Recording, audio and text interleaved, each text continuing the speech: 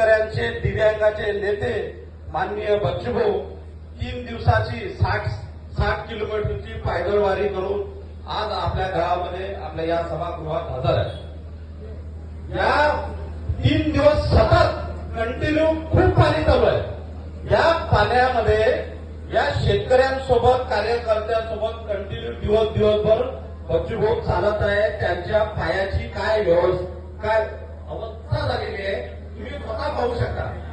रक्त येत आहे, ते जेव्हा चालत आहे त्यांच्या पायातून रक्त येत आहे। रक्त ह्या वेदना ह्या जे वेदना आहे ह्या तुम्ही समजू शकता, पण हे सरकार हे निर्दयी जे सरकार आहे हे समजू शकत नाही।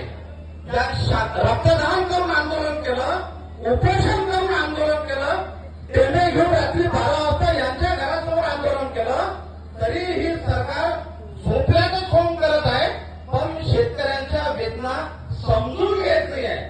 महाराष्ट्रातून फक्त आपण निवडून दिलेले किती आमदार 288 आमदार आहेत, एकही आमदार तिथं आपला शेतकऱ्यांचा मुद्दा दिव्यांगाचा मुद्दा कोणीच घेत